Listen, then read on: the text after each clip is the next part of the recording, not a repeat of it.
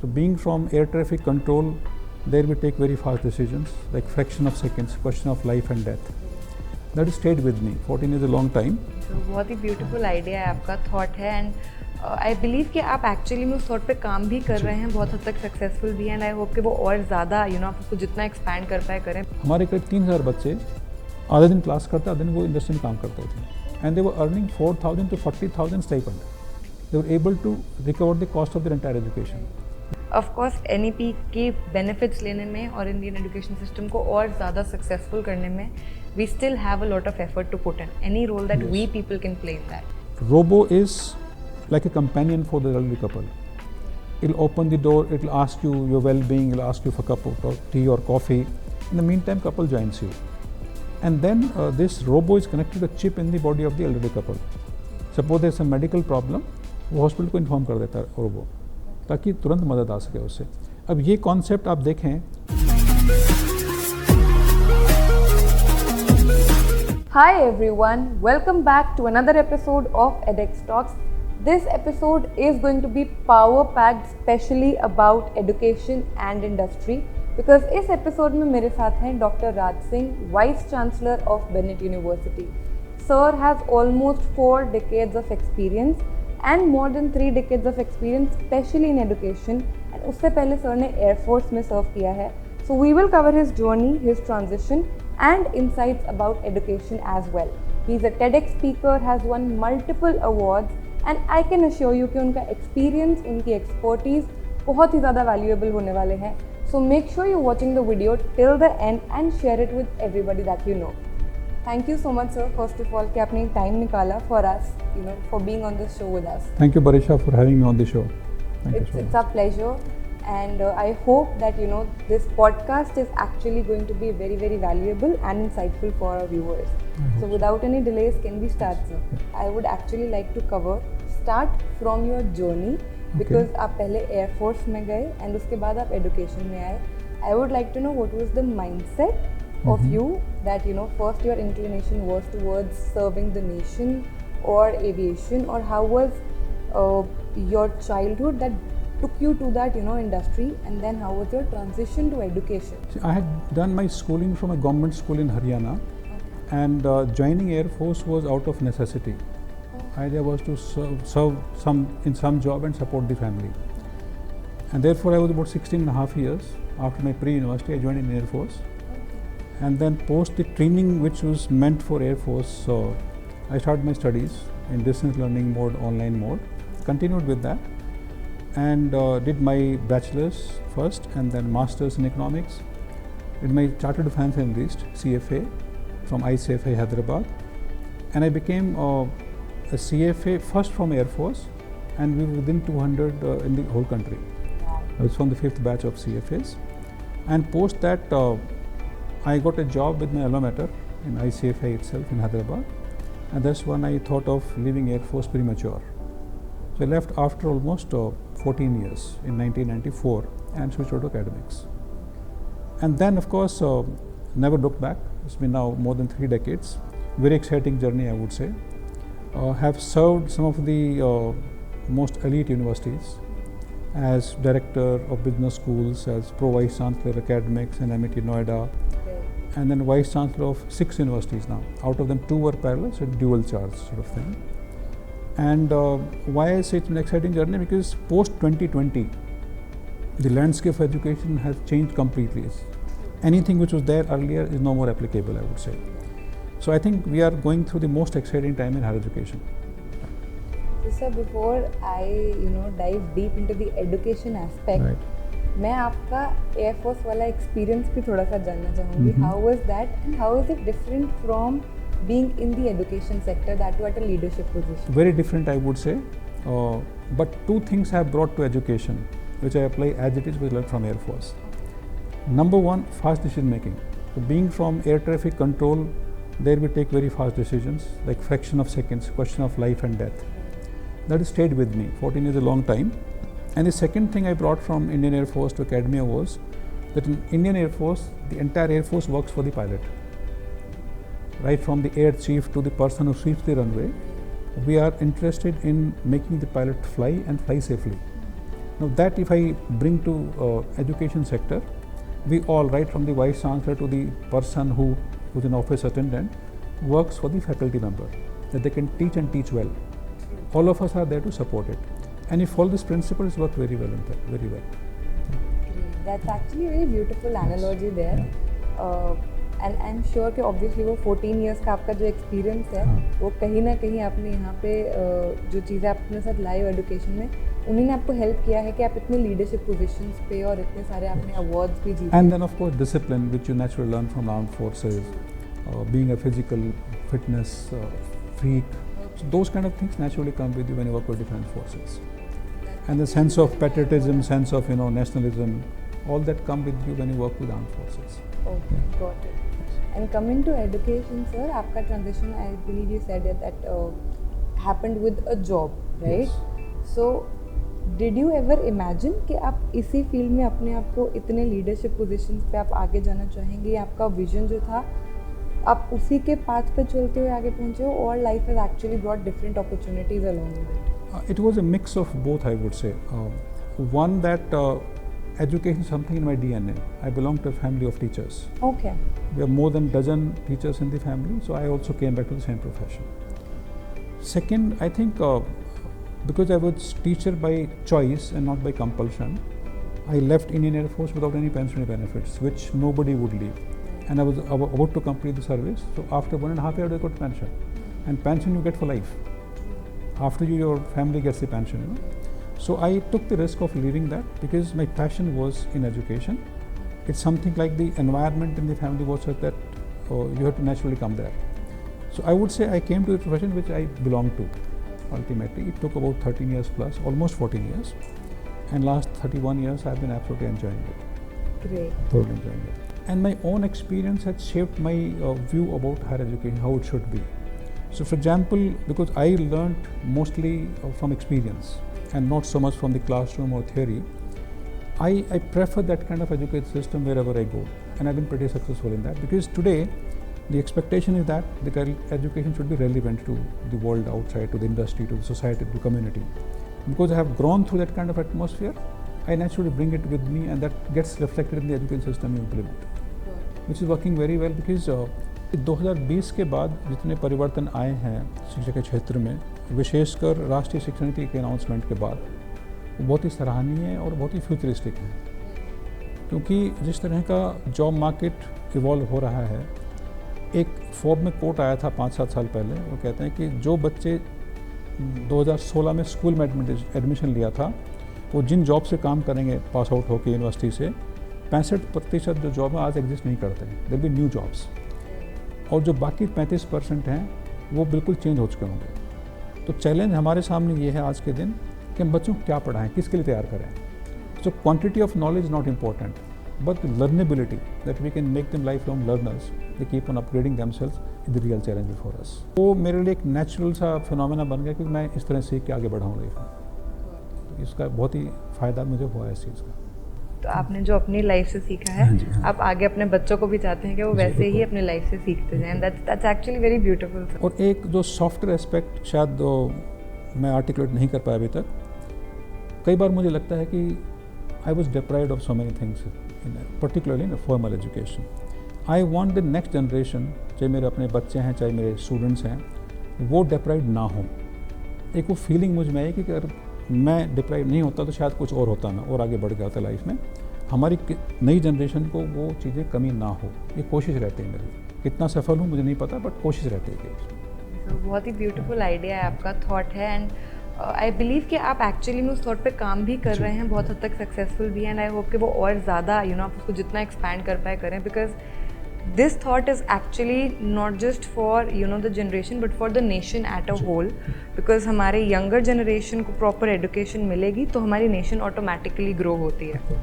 And जैसा कि आपने कहा कि 2020 के बाद जो हमारा एजुकेशन लैंडस्केप है सर, वो बहुत ज़्यादा चेंज हो गया है। I would actually like to talk about that, कि एक तो इंटरडिसिप्लिनैरिटी आ ही रही है, उसके साथ बहुत ज़्यादा कॉर्पोरेट इंडस्ट्री इंटरवेंशन भी है और फॉरेन यूनिवर्सिटीज़ का इंटरवेंशन भी है। How is that working? See, interdisciplinary is a technical concept. Interdisciplinarity, foreign collaborations, industry interaction, उसके अलावा बहुत सारे दूसरे इनिशिएटिव्स ले रहे हैं आजकल हम लोग। जैसे क्या हुआ कि नेशनल एजुकेशन पॉलिसी में एक जो सबसे सोल है इसकी, जो आत्मा जिसको कहेंगे, वो है आउटकम बेस्ड एजुकेशन। आज हम जब शुरू करते हैं कोई प्रोग्राम तो पहले डिसाइड करते हैं कि हमें कहाँ पहुँचना है, हमारे बच्चे क्या लर्न करेंगे, at the end of the programme वो क्या जानेंगे, क्या नहीं जानेंगे, क्या कर पाएंगे, क्या नहीं कर पाएंगे, वो हमें आर्टिकुलेट करना पड़ता है शुरू में। इससे पहले क्या था, हम 2 साल 3 साल 4 साल पढ़ाएंगे उनको और लास्ट में देखें क्या सीखा इसने। It was incidental. So NEP has made it more intentional, I would say. So this intentionality part is the fascinating thing, जिसमें 2 चीज़ें करते हैं। एक तो we articulate the outcomes and rest everything is to enhance the learning opportunities for the students, how they learn more and more, particularly at the higher order learning outcome. So higher order learning out की बात करता हूँ, अगर ऐतिहासिक तौर पर देखें आप, हमने अपनी एजुकेशन प्रॉब्लम सॉल्व करना नहीं सिखाया बच्चों को, हम एक थ्योरेटिकल नॉलेज देते रहे उनको। दुनिया में इतनी सारी प्रॉब्लम्स हैं, हम रिसर्च करते हैं, पढ़ाई करते हैं, लेकिन वो रिसर्च पेपर पब्लिश कर दिया, थीसिस लिख दी, किताब लिख दी, उससे प्रॉब्लम सॉल्व क्या हुई हमने कभी नहीं देखा। राष्ट्रीय शिक्षा नीति की जो मेन फोकस है वो ये है कि हम अपने बच्चों को प्रॉब्लम सॉल्व करना कैसे सिखाएं। मुझे अवसर मिला एक यूनाइटेड किंगडम में लैब को विजिट करने का। ये वहाँ पे जगह है, लंदन से 2-3 घंटे दूर है, यूनिवर्सिटी ऑफ वेस्ट इंग्लैंड। उसमें एक लैब बनी है जो यूरोपियन यूनियन ने फंड की है और जो डिफेंस डिपार्टमेंट यूके उसने फंड की है। उसमें 47 देशों के जो रिसर्चर्स हैं वो एक साथ काम कर रहे हैं। बहुत सारे प्रोजेक्ट का नई टेक्नोलॉजी, जैसे इलेक्ट्रिकल व्हीकल, ड्राइवरलेस व्हीकल और असिस्टेड लिविंग कॉन्सेप्ट, इन सब पे काम कर रहे हैं वो। ये सारी फ्यूचरिस्टिक प्रॉब्लम्स को सॉल्व करने के इरादे से कर रहे हैं वो। जैसे मैंने आपको पॉपुलेशन का एग्जांपल दिया था, उसमें वो क्या कर रहे हैं कि एक एल्डरली कपल है, जैसे 80 years 90 years, they are almost immobile, they can't move fast, they are dependent on somebody else, and in the context of social changes where you have nuclear family these days, people are not there to live with them. So they developed Robo. Robo is like a companion for the elderly couple. It'll open the door, it'll ask you your well-being, it'll ask you for a cup of tea or coffee. In the meantime, couple joins you. And then this Robo is connected to a chip in the body of the elderly couple. Suppose there's a medical problem, वो hospital को inform कर देता है robo, ताकि तुरंत मदद आ सके उससे। अब ये कॉन्सेप्ट आप देखें, ये architecture plus engineering, technology plus human behaviour, sociology, medical science, इतने सारे डिसिप्लिन एक साथ लोग के काम करके ये सॉल्यूशन डेवलप किया हुआ है। ऐसे बहुत सारे एग्जांपल्स हैं जो पॉपुलेशन की ग्रोथ को देखते हुए फ्यूचरिस्टिक प्रॉब्लम्स क्या होंगी हमारी, एनवायरमेंट से रिलेटेड बहुत सारी प्रॉब्लम होंगी हमारी, जिस तरह इकोनॉमी डेवलप हो रही है बहुत सारी समस्याएं हमारे सामने आएंगी, उनका समाधान कैसे निकालें। सो आज NEP के बाद जो फोकस हमारा है वो कि एजुकेशन प्रॉब्लम सॉल्विंग की तरफ कैसे फोकस करे। वो रिसर्च किसी काम की नहीं जो प्रॉब्लम सॉल्व ना करे, उसकी रिसर्च तो रिसर्च है। इसका दूसरा इम्प्लीकेशन ये देखिए, आप जब रिसर्च करते हैं तो क्या करते हैं, आप डाटा और इन्फॉर्मेशन को आप नॉलेज में कन्वर्ट करते हैं, और उस प्रोसेस में बहुत सारे पैसा आपका खर्च होता है। You can keep on consuming resources, there is no limit to this, and keep on converting data information into knowledge, and there is an end to how much money you can have in the economy or to invest in research. That's why all the time we keep on complaining we don't have research resources, we don't have resources. If you can convert that knowledge back into money, आपको पैसा वापस आ जाएगा और वो एक cycle बन जाएगा। उसमें आप नॉलेज क्रिएट करिए, उसको पैसे में कन्वर्ट करो। पैसे में कन्वर्ट करने के लिए आपको चाहिए इनोवेशन, जिसको हम हिंदी में नवाचार बोलते हैं, जो नई राष्ट्रीय शिक्षा नीति का एक फोकस एरिया है कि how research can be extended to research, innovation and problem solving और entrepreneurship as you call it. So भविष्य में जो एजुकेशन का फोकस होगा, how do we create entrepreneurs, problem solving entrepreneurs who can not only serve themselves but also create jobs for other people in fact. So in summary that's the focus of national education policy. So very exciting time, I would say very exciting time. लेकिन sir इस चीज़ का India में हम policy तो ले आए हैं, but उसकी इम्प्लीकेशन कैसी हो रही है, मतलब क्या हमने ऑलरेडी कुछ में कुछ लेवल अचीव कर लिया है कि हमारे यंगस्टर्स फ्यूचरिस्टिक विजन के साथ या एक प्रॉब्लम सॉल्विंग स्किल के साथ आ रहे हैं, और we still have a long way to go? बहुत ही अच्छा प्रश्न है आपका ये। उसमें मेरा एक मत है, बहुत ही डेफिनेट मत है मेरा। इसमें स्टूडेंट्स की प्रॉब्लम नहीं है इतनी ज़्यादा, प्रॉब्लम है हम टीचर्स की, हमारे एजुकेशन सिस्टम की प्रॉब्लम है। क्या हम एजुकेशन उस तरह प्रोवाइड करें जिसमें बच्चों को सोचने का मौका मिले प्रॉब्लम सॉल्विंग की तरफ। पेडागोजी या एंड्रागोजी चेंज करनी पड़ेगी, टीचिंग लर्निंग मेथड चेंज करने पड़ेंगे। जो जिम्मेदारी टीचर्स की है और इंस्टीट्यूशंस की है, उसमें हम बहुत धीमे चल रहे हैं, बहुत धीमी गति से चल रहे हैं, क्योंकि माइंडसेट की प्रॉब्लम। उसका रीज़न ये है कि जब मैंने पढ़ाई की थी, आपने पढ़ाई की थी, हम उसी सिस्टम के प्रोडक्ट्स हैं, तो उससे निकलना बहुत ही मुश्किल है, इतना आसान नहीं है। इसलिए भारत सरकार ने इसको 2 दशक का टाइम दिया है। 2030 तक हमें इम्प्लीमेंट करना है और फिर 10 साल उसको करके दिखाना है, उसको ऑपरेशनलाइज करना है। तो 2040 तक का समय हमारे पास है। मेरा ऐसा मानना है कि it's a very futuristic beautiful policy. If you can implement even 50% of this, it will transform the education completely. It's one of the most debated and discussed document in the policy making I have seen in the history of higher education. Another thing I would say, पूरे higher education के इतिहास में पहला समय ऐसा जहाँ regulatory bodies, हम professor आगे हैं। हम पहले उनको ब्लेम किया करते थे, हमें करने नहीं दे रहे, अब वो कह रहे हैं करो, तरीका आप ढूंढो करने के लिए, हमें ये चाहिए। They don't prescribe and we do not know whom to complain. So the problem is only and only with our own way of thinking. We have to find solutions. When I go to the class, it's my choice how I teach them. Outcome का मतलब यही है। सरकार ये कहती है कि outcome ये चाहिए हमें, कैसे करना आप डिसाइड करो इसको। तो एक जगह पहुंचने के लिए आपके 10 तरीके, 10 रास्ते हैं, आप you choose which way you want to follow.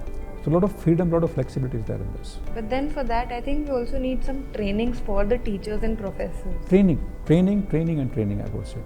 एक बहुत ही खूबसूरत कोट पढ़ा मैंने कहीं पर, I think you like it. एक कहावत सुनी हमने, when the occasion comes you rise to the occasion.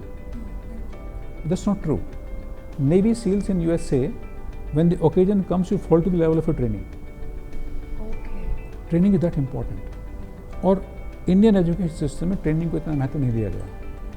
और दूसरा, हम टीचर्स हैं ना, हम ट्रेनिंग के लिए कहते हैं हमें कौन ट्रेन कर सकता है, तो we have to open to training. In fact as we implement NEP 2020, training is the only way forward. Number 2, what kind of training is required? Not the old concept training, because that didn't serve the purpose.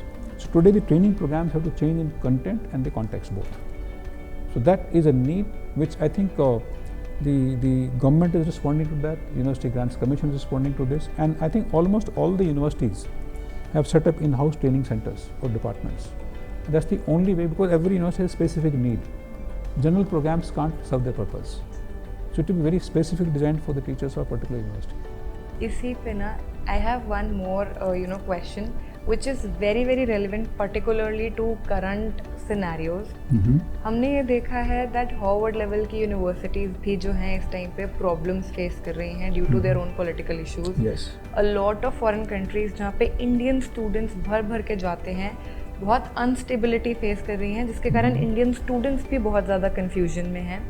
I am sure कि हमारे viewers या तो खुद उनमें से एक होंगे, उनके फ्रेंड्स रिलेटिव फॉर श्योर ऐसी न ऐसी किसी प्रॉब्लम फेस कर रहे होंगे। I personally think that this is actually an opportunity for India, because हम बहुत ज़्यादा फॉरेन कोलैबोरेशंस ऑलरेडी देख रहे हैं, और जब इंडिया का बच्चा बाहर जाने के लिए कन्फ्यूज्ड है या शायद उसको वो अश्योरिटी नहीं है कि वो सेफ ऑप्शन है, उसके लिए इंडिया में अपॉर्चुनिटी मिल जाना बहुत बड़ी चीज़ होगी। आपसे पूरी तरह सहमत हूँ मैं इससे, कि इससे सुनहरा अवसर भारतीय शिक्षा जगत को नहीं मिलेगा। एक क्रेज़ था कि भारतीय कितने लाखों बच्चे जा रहे थे यूएस और वेस्टर्न वर्ल्ड में, और वो सारे जाने बंद हो गए, बहुत कम हो गए, ड्रास्टिकली कम हो गए, पिछले 1 साल में तो बहुत ही ज़्यादा कम हो गए। मैं इसलिए कह रहा हूँ, मौका है कि तो हमारे एजुकेशन का स्तर है वो ऊँचा उठा है पिछले 5 साल में NEP के बाद। ऐसे बहुत सारे देश हैं, खासकर अफ्रीकन कंट्रीज़ हैं, लैटिन अमेरिकन कंट्रीज़ हैं, even south east Asian countries हैं, उनके लिए भारत से अच्छी एजुकेशन सिस्टम कहीं नहीं मिल सकती। तो मेरा सजेशन तो ये होगा कि खास जो एडमिशन की तलाश में है आजकल बच्चे, अच्छे इंडियन इंस्टीट्यूशन को देखें, उसमें बहुत अच्छे स्तर की एजुकेशन प्रोवाइड हो रही है, और उनमें से काफ़ी विदेशी यूनिवर्सिटी के साथ काम कर रहे हैं, कोलैबोरेटिव प्रोग्राम्स हैं, चाहे वो ट्रेनिंग प्रोग्राम्स हैं, चाहे ड्यूअल डिग्रीज हैं, चाहे ज्वाइंट डिग्रीज हैं। उनके तहत जो बेहतरीन यूनिवर्सिटीज़ हमारे देश में आ रही हैं, जो कैंपस सेटअप कर रही हैं, कोलैबोरेशन कर रही हैं। सो एक तो उनको इतना पैसा खर्च करने की आवश्यकता नहीं है, क्योंकि विदेशी शिक्षा बहुत ही महंगी हो गई है। उसके एक फ्रैक्शन ऑफ कॉस्ट में भारत में आपको एजुकेशन मिल जाती है। और ये जितने भी देश मैंने बताए, जो शायद हम भारत में जो 1980 के दशक में थे, उनकी स्थिति वो है, आर्थिक स्थिति उनकी ये है, तो उनके लिए विदेशी शिक्षा बहुत एक अच्छा मौका भारत में आने का। और मैं तो यूनिवर्सिटी से भी इंसिस्ट करूँगा कि उनको ये मौके को हाथ से नहीं जाने देना चाहिए। Involve more in collaboration, develop new programmes, new pathways which have not been offered. So for example, एक बहुत बड़ा डिफरेंस विदेशी शिक्षा और भारतीय की शिक्षा में ये है कि वो ह्यूमैनिटीज़ पे ज़्यादा फोकस करते हैं। हमारे इंडिया में ह्यूमैनिटीज़ पे फोकस बहुत कम है। हमारे क्रेज़ है कि इंजीनियर बनना है, डॉक्टर बनना है, कोई नुकसान नहीं है उसमें, लेकिन उसके साथ ह्यूमैनिटीज़ का पढ़ना ही बहुत आवश्यक है।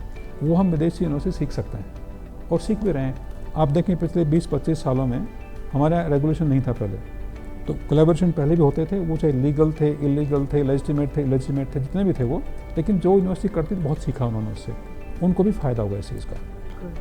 तो सर अगर आप एक मैसेज इसी चीज़ पे स्टूडेंट्स और पेरेंट्स के लिए दे, because what you know we have observed is अभी भी बहुत सारे इंडियन स्टूडेंट्स और पेरेंट्स का ये है कि इंडिया में प्राइवेट यूनिवर्सिटीज़ में हमें नहीं जाना है, या तो इंडियन के गवर्नमेंट इंस्टीट्यूशंस में जाना है, या हमें बाहर भेज दो।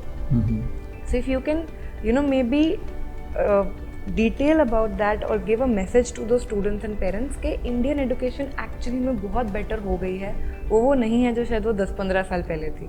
तो मैं अगर आपको कुछ आंकड़े दूं, आज के दिन भारत में 80% बच्चे एनरोल्ड हैं प्राइवेट सिस्टम में, चाहे वो यूनिवर्सिटी है चाहे इंस्टीट्यूशन है, वो एफिलिएटेड है ठीक है, बट प्राइवेट इंस्टीट्यूशन में 80% बच्चे स्टडी कर रहे हैं आज के दिन। और पिछले 20-25 वर्षों में जो इम्प्रूवमेंट आया एजुकेशन सिस्टम में, उसे पिछले 100 साल में नहीं था वो, तो उस बात को रिकॉग्नाइज करना पड़ेगा हमें। दूसरे, जब ये विदेशी यूनिवर्सिटी कोलैबोरेशन हो रहे हैं तो उनका जो अच्छी बातें हमारे यहाँ ऑलरेडी आ रही हैं उससे, तो ये सोचना कि प्राइवेट यूनिवर्सिटी में नहीं पढ़ना, in fact private universities are more open, they can change fast, they can take decisions fast. जो कोलैबोरेशन करने में 6 महीने लगते हैं वो शायद गवर्नमेंट यूनिवर्सिटी में 3 साल लग जाएंगे उसमें। मैं गवर्नमेंट यूनिवर्सिटी के खिलाफ नहीं हूँ, लेकिन speed of decision making is very fast in private sector. Number 2, जिस तरह का इंफ्रास्ट्रक्चर डेवलप हुआ है प्राइवेट सेक्टर में, वो शायद हमारी पुरानी गवर्नमेंट यूनिवर्सिटी में नहीं है। टेक्नोलॉजी के मामले में शायद हम उनसे आगे हैं, तो बहुत सारे ऐसे फ़ायदे हैं। और अभी क्या हो रहा है कि जो अच्छी यूनिवर्सिटीज़ हैं उनमें ऑलरेडी विदेशी बच्चे आके पढ़ रहे हैं। जो विदेश बच्चे आते थे वो सिर्फ एजुकेशन नहीं जाते थे, वो जाते एक्सपीरियंस के लिए, एक्सपोजर के लिए, वो एक्सपोजर घर बैठे उनको मिल रहा है अभी। और जो इंडिया की डाइवर्सिटी है, हमारे जो 29-30 राज्य हैं, वो is like each country you know, so the multi cultural diversity is already there in Indian context. So जो नेशनल लेवल की यूनिवर्सिटीज़ हैं उनमें बहुत ही अच्छी डाइवर्सिटी है, जेंडर डाइवर्सिटी है, इकोनॉमिक बैकग्राउंड की डाइवर्सिटी है, और language, work ethics, every diversity भी है। And over and about that we have lot of foreign students coming in. तीसरी जो बात कहूँगा मैं कि जो ऑनलाइन एजुकेशन भारत में विकसित हुई पिछले 4-5 साल में 2020 के बाद, वो एक बहुत बड़ा अवसर है आपके पास। सपोज आप एक महंगी एजुकेशन अफोर्ड नहीं कर पाते, आज यूजीसी ये कह रही है आपको कुछ क्रेडिट यूनिट अर्न करना डिग्री के लिए, वो चाहे रेगुलर एजुकेशन से करें ऑनलाइन से करें, दोनों बराबर हैं। आप मल्टीपल एंट्री एग्जिट सिस्टम भी आपके पास है, विच मीन्स आप 1 साल पढ़िए यूनिवर्सिटी में, अब ब्रेक ले लीजिए, कुछ ऑनलाइन क्रेडिट लेके आइए, वापस आ जाइए यूनिवर्सिटी में, जाके काम करिए, क्रेडिट लेके वापस आ जाइए, आप किसी दूसरे संस्था में चले जाइए, आप वहाँ से क्रेडिट अर्न करके आ जाइए, विदेश में जाकर आ जाइए आप। तो वो सारी फ्लेक्सिबिलिटी जो इससे पहले नहीं थी, वो आज के दिन अवेलेबल है। इनफैक्ट मैं तो ये कहूँगा इतनी फ्लेक्सिबिलिटी इवन वेस्टर्न वर्ल्ड में नहीं है। आपका जो एकेडमिक बैंक ऑफ क्रेडिट है उसमें कोई भी क्रेडिट जमा करा सकते हैं आप लोग। मैंने यूनिवर्सिटीज़ में देखा है वहाँ पे कि एक ग्रुप जैसे यूनिवर्सिटी आपके सिस्टम होता है, यूनिवर्सिटी ऑफ कैलिफोर्निया सिस्टम है, पर्डू सिस्टम है, आरकानसास का सिस्टम है, within the system they used to have this flexibility. हमारे यहाँ यूनिवर्सल फ्लेक्सिबिलिटी हो गई है, not only across universities institution but also across the countries and the universe, industry also. You can go anywhere, earn credits and come back and deposit in the academic credit. Unimaginable amount of flexibility जो विदेश कहीं पे भी नहीं है। Even बच्चा किसी भी सिचुएशन से क्यों ना किसी भी कर सिचुएशन रहा पे, हो, वो आपकी पढ़ाई पे उसका इफेक्ट पढ़ाई को छोड़ने की जरूरत नहीं है उसको, आप रेगुलर से ऑनलाइन शिफ्ट कर दिए, वापस आ जाइए। या मान लो आपके फैमिली कहीं शिफ्ट कर गए because of job and thing, you can continue education online mode. So amazing kind of flexibility has been offered in the new system. So आज के दिन ये कहना गलत नहीं होगा कि भारत का जो एजुकेशन सिस्टम है one of the best, it has been one of the largest of course, but one of the best today. I'm very upbeat on this. Good.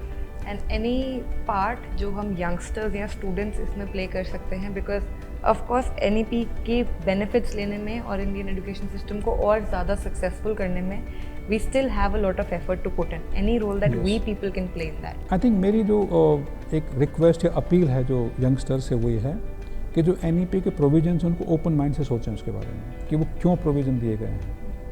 हम एक समस्या का सामना करते हैं कि बच्चे शायद क्लास में अटेंशन नहीं दे पाते ज़्यादा। अभी NEP के बाद एजुकेशन सिस्टम बड़ा एंगेजिंग क्लासेस होने लगी हैं, प्रोजेक्ट बेस्ड, रिसर्च बेस्ड।